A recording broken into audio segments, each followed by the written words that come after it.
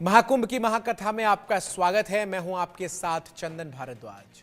महज एक हफ्ते बाद प्रयागराज में महाकुंभ का आयोजन होगा। सनातन धर्म में महाकुंभ को धर्म और आस्था का सबसे बड़ा मेला कहा जाता है। दुनिया भर के कोने कोने से लोग इस अलग संसार को देखने आते हैं। तो महाकुंभ का नजारा किस तरह का है, महाकुंभ में क्या क्या है, महाकुंभ में कौन कौन से आपको कार्यक्रम होने वाले हैं, महाकुंभ की महाकथा में आपको दिखाते हैं।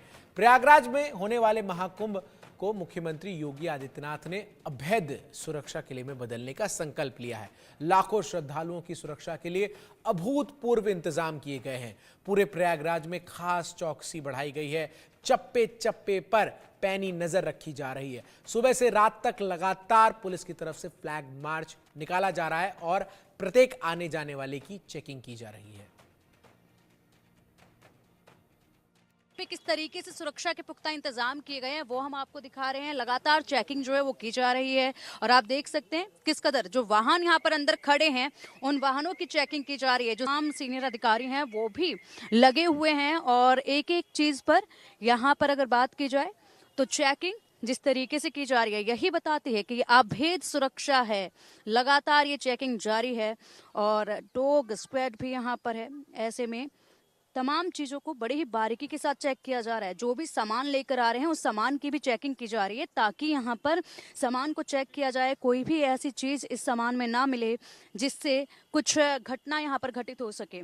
इसीलिए आप देखिए अस्थाई मेला प्राधिकरण है ये और इस जगह पर तमाम साधु संत आते हैं। भारी भीड़ यहाँ पर धीरे धीरे करके जुटनी शुरू हो जाएगी।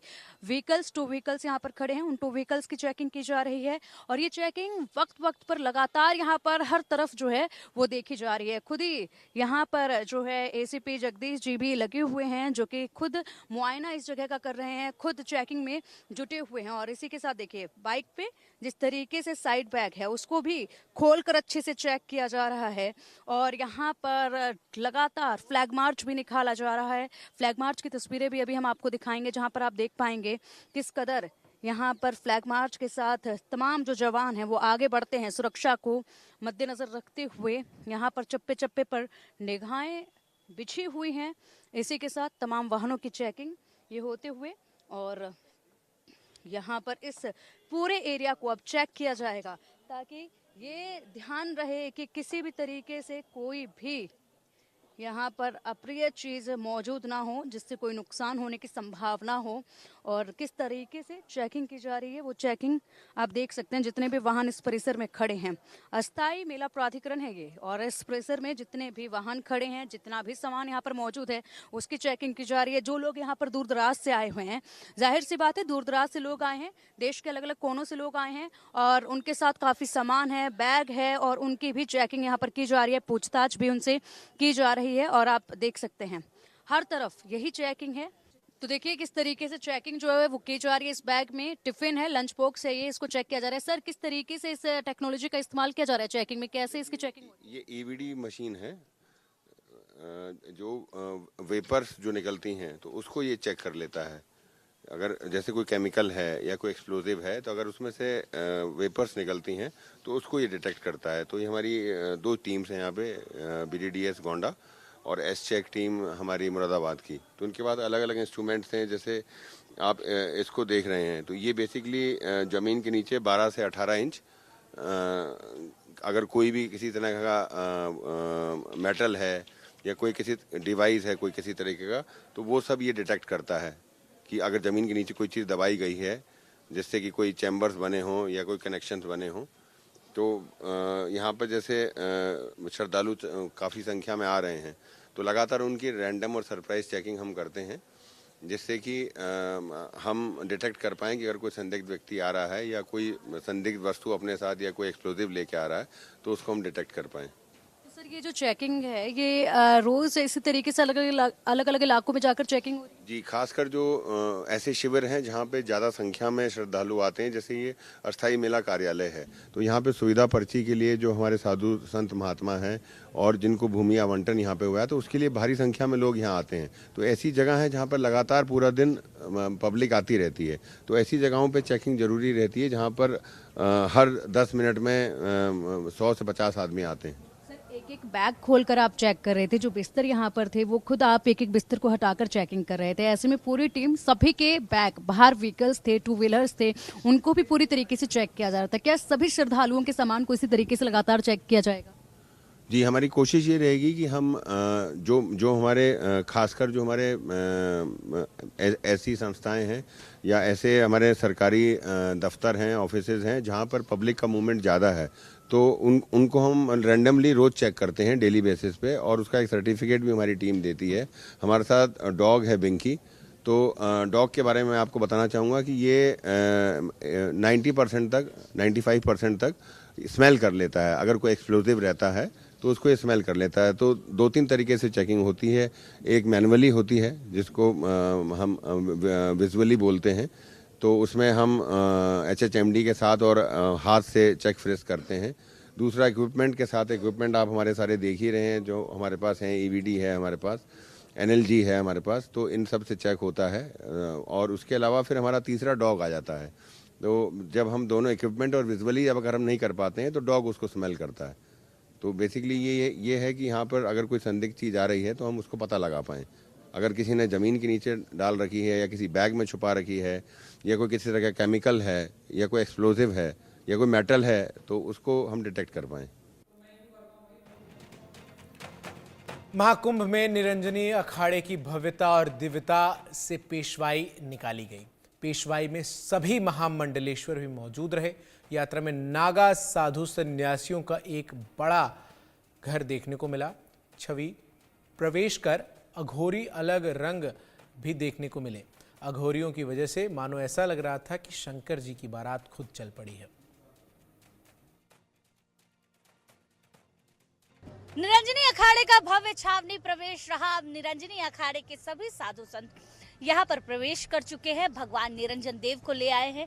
और आप देखिए कि ये मंदिर बनाया गया जिसमें साक्षात भगवान निरंजन विराजमान होंगे और यहीं पर आज से जो पूजा प्रक्रिया है वो होगी और यहीं पर भगवान निरंजन की पूजा अर्चना की जाएगी। साधु संत अभी भगवान निरंजन का आशीर्वाद ले रहे हैं। आशीर्वाद लेने के साथ साथ पुकार की प्रक्रिया भी शुरू हो चुकी है। पुकार होगा, सभी महामंडलेश्वर मौजूद रह के पुकार करेंगे और पुकार होने के बाद जो यहाँ का विशेष रीतियों के साथ, जो परंपराओं के साथ जो क्रियाविधि है वो शुरू हो जाएगी। साधु संतों का जमावड़ा शुरू हो चुका है निरंजनी अखाड़े में, और क्योंकि निरंजनी अखाड़े में जो साधु संत हैं वो आ चुके हैं, क्योंकि प्रवेश हो चुका। प्रवेश में विशेष परंपरा, विशेष रीतियों के अनुसार जो चीज़ें करनी होती है वो की जा रही है। और पुकार की जो प्रक्रिया चल रही है वो देखिए कि किस तरीके से यहाँ पर बैठ के सभी साधु संत इकट्ठा होकर यहाँ पर बैठे हुए हैं।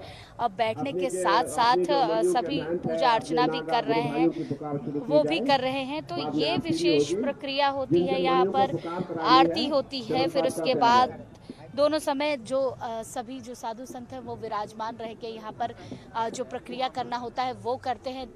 देखिए, क्योंकि अभी पुकार की प्रक्रिया शुरू हो चुकी है, पुकार किया जा रहा है। पुकार भी एक विशेष प्रावधान है अखाड़ों का।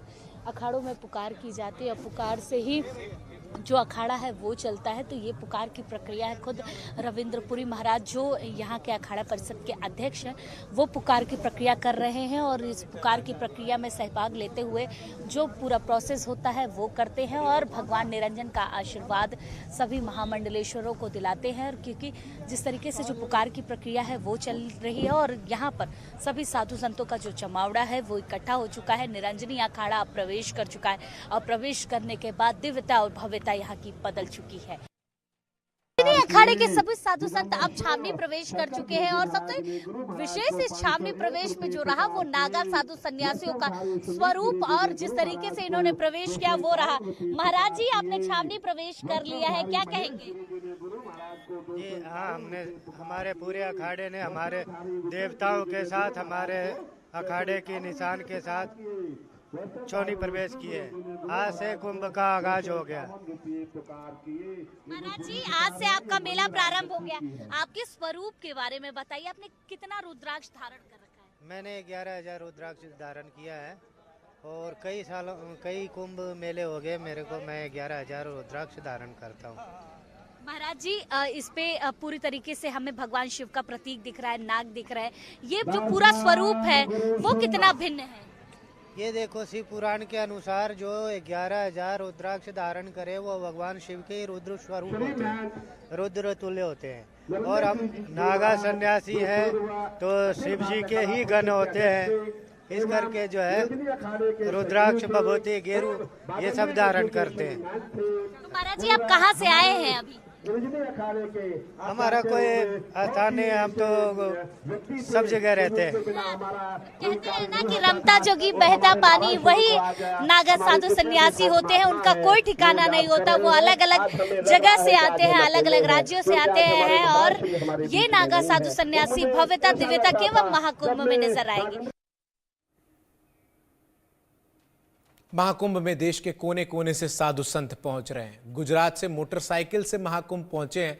मोटरसाइकिल पर बक्सर शस्त्र लगा है, माफ कीजिएगा, शास्त्र लगा है। बातचीत में संत ने कहा कि वो गुजरात से 14 दिन में यहां पहुंचे हैं।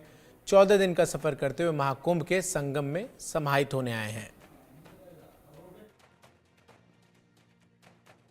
महाकुंभ के समागम में सभी साधु संतों का आना की शुरुआत हो चुकी है और अलग अलग साधु संत अब इस महाकुंभ शहर में पहुंच रहे हैं। एक महाराज जी हैं जो जूना अखाड़े से हैं और शिवरात्रि गिरी इनका नाम है और ये मोटरसाइकिल से गुजरात से आए हैं यहाँ पर। और गुजरात से ये आए हैं और आप देखिए पूरा सेटअप इन्होंने अपनी बाइक पर लगा रखा है, झंडा लगा रखा है, त्रिशूल लगा रखा है और अपने सामान रखने के लिए बक्सा, ये पेटी भी लगा रखा है। महाराज जी कैसे आप गुजरात से बाइक से यहाँ तक पहुंच गए? हम कुंभ मेला करने आए हैं और क्या है, कैसे पहुंच गए, चला के आए। महाराज जी आपने सारे शस्त्र भी रख रखे हैं, ये शस्त्रों का क्या उपयोग रहता है? शस्त्रों का क्या, हिंदू का देवी देवता के हाथ में भी शस्त्र होता है तो साधु संतों भी शस्त्र रखते हैं और क्या। महाराज जी आप अपने बारे में कुछ बताइए, कैसे आप गुजरात में तप करते हैं, कहाँ रहते हैं? नागा साधु हैं आप भी? हाँ, हम गुजरात में लिमड़ी और हम राजकोट अहमदाबाद हाईवे पे रहते हैं, वहाँ मेरी कुटिया है। तो आपको बाइक वाले बाबा तो लोग कहते ही होंगे? नहीं, बाइक वाले तो अभी कहेंगे सब लोग, तुम कर रहे हैं तो आज से आप बाइक वाले बाबा बन गए हैं इस कुंभ के। जी। कितना किलोमीटर आपने बाइक चलाई होगी? 14 किलोमीटर। ऐसे तो 17 किलोमीटर होता है मेरे आश्रम से, लेकिन हम शॉर्ट रास्ते से चले तो 14 किलोमीटर। गुजरात से यहाँ तक का कितना सफर होगा? 14 दिन लगा, मतलब 4 दिन बारिश में हमको परेशानी हुई, 4 दिन रुकना पड़ा। मतलब 14-15 दिन से आप इसी गाड़ी से चल रहे हैं कंटिन्यू, तभी आप गुजरात से यहाँ पहुँचे। 15 दिन का सफर करके महाराज जी इस बाइक से प्रयागराज महाकुंभ में शहर में पहुंच चुके हैं और महाकुंभ के भव्य समागम में इन्होंने इस बाइक का भी प्रतिभाग दिखाया। देखिए बाइक बड़ी ही खूबसूरत तरीके से सजाया है महाराज जी ने। तो पेटी में क्या क्या है? पेटी में सामान रखते हैं। क्या क्या सामान है? हमारे बस में लगाते हैं, बस में रखते हैं, झोला रखते हैं, ओढ़ने बिछाने का सामान। अच्छा, ओढ़ने बिछाने का सामान। तो 14 दिन रुक के आए या फिर कंटिन्यू चलते रहे? नहीं, रुकते थे, रात पड़ जाए वहाँ रुक जाते थे 4-5 बजे। और आप बाइक से कहाँ कहाँ जाते हैं? इसके बाइक से हम हर जगह पे जाते हैं, 2 साल से बाइक लिया है। तो कितना कुंभ कर चुके अभी तक आप? हमने तीसरा कुंभ है मेरा। तीसरा कुंभ है। तो तीनों कुंभ बाइक से ही किए हैं? नहीं, बाइक से तो अभी किए, पहले गाड़ी में किए थे। अच्छा, पहले गाड़ी में। इस बार का अलग है कुंभ? हाँ। कितना भव्य लग रहा है इस बार का कुंभ? ये बार का भव्य कुंभ लग रहा है कि ऐसा हमने देखा नहीं, ये 2-3 स्नान किए, ऐसा लगा नहीं था। अभी ऐसा लग रहा है। महाराज जी ने 3 स्नान कर लिया है। इस बार का कुंभ काफी भव्य इनको भी नजर आ रहा है। जिस तरीके से महाराज जी अपने इस हीरो होंडा से प्रयागराज महाकुंभ में पहुंचे हैं कि दिव्य भव्य अलौकिक नजारा इस महाकुंभ का देखने को मिल रहा है। प्रयागराज महाकुंभ में अलग अलग द्वार बनाए जा रहे हैं, जिसमें से एक है नंदी द्वार। इसकी तस्वीरें और ये रिपोर्ट देखिए।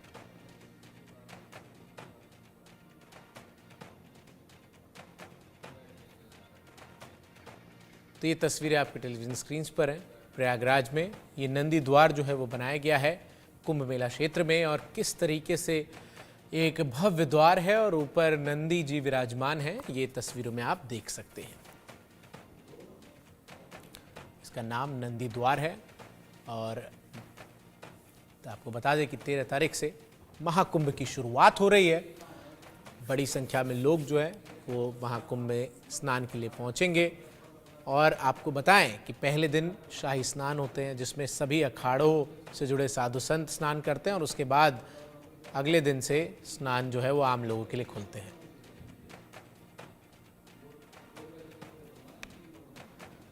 संगम नगरी महाकुंभ में शामिल होने के लिए बोतल वाले बाबा भी पहुंच चुके हैं, जो प्लास्टिक की बोतल में गंगा जल को रखकर गर्म कर रहे थे। बोतल वाले बाबा से हमारी सहयोगी ने खास बातचीत की, रिपोर्ट देखिए। प्रयागराज महाकुंभ में अलग अलग साधु संतों का आना शुरू हो चुका है। ये साधु संत अलग अलग राज्यों से, अलग अलग इलाकों से निकल कर आ रहे हैं। इस समय हम ऐसे ही एक बाबा के पास बैठे हैं, जहां पर वो प्लास्टिक की बोतल में गंगा जल भरकर आग के ऊपर इन्होंने रखा है और प्लास्टिक की बोतल जल नहीं रही है। बाबा बहुत देरी से कोशिश कर रहे हैं और कई दिनों से इन्होंने रखा है, लेकिन ये जल नहीं रही है। बाबा, पहले आप अपने बारे में बताइए, कहाँ से आते हैं आप? बहुत बढ़िया, आपने अच्छा सवाल किया। हम आपसे कुछ कहाँ से आते हैं, हम कहाँ से आए हम, ये तो सिर्फ बहुत अच्छा प्रश्न किया आपने। बैठ सकते हैं आप? जी जी जी, हम बैठे हुए हैं, आप बताइए। देखिए, हम हमारे माता पिता ने हमको उत्पन्न किया, हम वहाँ से आए हैं हम। हाँ, क्या बोलते आपको नॉलेज? बिल्कुल सही, माता पिता ने उत्पन्न किया है, वहाँ से आए हैं। अच्छा, आपने कपड़े नहीं पहन रखे हैं, ये कहाँ कैसे रह रहे हैं? इतनी ठंड है। देखो, ये हमारे हमने जब गुरु बनाया है, हमने जब गुरु बनाया तो हमारे गुरु कपड़े नहीं पहनते, हमें त्यागी। ये पानी बहुत गर्म है बेटा, थोड़ा आपके हाथ में लो। बाबा, हाथ में पानी? अरे बाप रे बाबा, ये पानी बहुत गर्म है। और ये कब से आप रखे हैं? मेरा हाथ जलने लगा बाबा। मेरे भारत देश के जितने भी कर्मचारी है, जो चीज बनाते हैं कभी फेल नहीं होगी। हाँ, होना भी नहीं चाहिए जी। इनको आशीर्वाद रहे मेरा। हाँ, तो ये भारत के कर्मचारियों ने जो बनाया, ये फेल नहीं होने वाला है। कभी नहीं होगा। आपने मेरा हाथ जला दिया। तो मुझे जला दो। नहीं नहीं नहीं नहीं महाराज जी, तो ये कब से आप रखे हैं बोतल पानी में करके? काफी समय तक रखे। काफी समय से। जला नहीं अभी तक? प्लास्टिक तो जल जाता है। माता रानी कुछ नहीं जल पाता है, जब सत्य है तो कहाँ असत्य पैदा हुआ। सत्य के आगे कुछ भी नहीं जल सकता। अच्छा बाबा, क्योंकि आप कब से यहाँ बैठे हुए हैं, ये संगम के किनारे आप बैठे हुए हैं? मैं तो अभी भी आए बेटा, कम से कम 1.5-2 घंटे हो चुके हैं। हाँ, 1.5-2 घंटे से आप पानी ये वो कर रहे हैं, उबाल रहे हैं। इसको कम से कम 1-8 घंटा हुआ होगा। 1-8 घंटे से ये बोतल, लेकिन कुछ इसको बरसों रखो तो भी जल नहीं पाएगी। बाबा, आप ये बोतल देखिए, ये बोतल है प्लास्टिक की और महाराज जी ने इसमें गंगा जल भरकर यहाँ पर रखा था और ये जल नहीं रहा है। और महाराज जी ने इसमें जो पानी रखा है ना, ये इतना जल रहा है कि मेरे हाथ जल चुका है। महाराज जी थोड़ा जल दीजिए। नहीं नहीं नहीं महाराज जी, जिसको भी आप जल देंगे, हाँ वो जल बिल्कुल, देखिए श्रद्धालु हैं, वो इस जल को लेकर आचमन कर रहे हैं। ये बताइए कितना गर्म है ये पानी? बहुत हार्ड है। बहुत हार्ड है ना? बहुत हार्ड है। आचमन कर लिया आपने इतने हार्ड पानी का? बहुत, अरे जल गया, कुल मुंह जल गया एकदम। इतना हार्ड पानी आपने लोगों को पिला दिया। महाराज जी, अपने बारे में कुछ बताइए आप। मैं ये देखो, हम हमारे बारे में ये हम कुछ कहना चाहूँगा नहीं, लेकिन आपने पूछ लिया तो जरूर बताऊँगा। हाँ, बताइए महाराज जी। देखो, हम ये चाहते हैं कि हमारे देश के अंदर, हमारा देश ये भारत देश ही नहीं है, हमारे पूरे देश है। हमारे देश के अंदर कोई ऐसी कोई घटना ना घटे और सब समान एक अच्छाई का रूप ले, एक अच्छाई जगह चले और जहाँ तक बने कि अच्छाई का स्वरूप ले। अच्छाई का स्वरूप बने पूरा देश हमारा। पूरा देश मतलब इसमें पूरे वर्ल्ड आ गए। आपने अपने हाथों पे राम, श्री राम लिख रखा है महाराज जी? कृपा है भगवान की। कृपा है भगवान की। तो अच्छा ये बताइए, इस बार का महाकुंभ है, कितना अच्छा लग रहा है इस बार के कुंभ? माता रानी इस बार का कुंभ हमको इतना अच्छा लग रहा है और कैपेसिटी और सब सहूलियत लग रही है, लेकिन कुछ ये कमजोरी है इसमें, बहुत मुझे महसूस हुई। हाँ, कैसी कमजोरी? जैसे कई जैसे पढ़े, इनके लिए थोड़ी व्यवस्था फट से की जाए कि ताकि सुरक्षित रहे। अच्छा, ये त्रिशूल आपका है? हमारा क्या है, किसी का दिया हुआ है। अच्छा, किसी ने दिया है। ये तुम्हारे योगी भैया, हाँ। इनकी जो है योगीनाथ जी की, जो ये होशंगाबाद में आए थे, उन्होंने दिया था, मुख्यमंत्री ने? मुख्यमंत्री का दिया हुआ त्रिशूल आपने अभी तक संभाल कर रखा है? देखो, एक बात कहूँ आप? हाँ बताइए महाराज। यहाँ से बैठिए आप। हाँ नहीं नहीं, मैं बैठी हूँ, आपके पास ही बैठी हूँ, आपका आशीर्वाद भी तो चाहिए। सुनिए। हाँ, एक बार राम कहिए। श्री राम, जय श्री राम। युवराज भगवान की जय हो। हाँ। नरेंद्र मोदी भगवान की, मेरे लिए आप मेरी माता की जय हो। जी सब भगवान की जय हो, जी लेकिन समझो हाँ क्या करिए, हाँ समझिए और सबको संभाल के चलिए। महाकुंभ के लिए तैयारियां अपने अंतिम चरण में हैं और इन सबके बीच अलग अलग अखाड़ों में अलग अलग प्रकार की प्रस्तुतियां भी हो रही है। निरंजनी अखाड़े के सामने बिरहा गायकों की गीत प्रस्तुति आपको अब सुनाते हैं।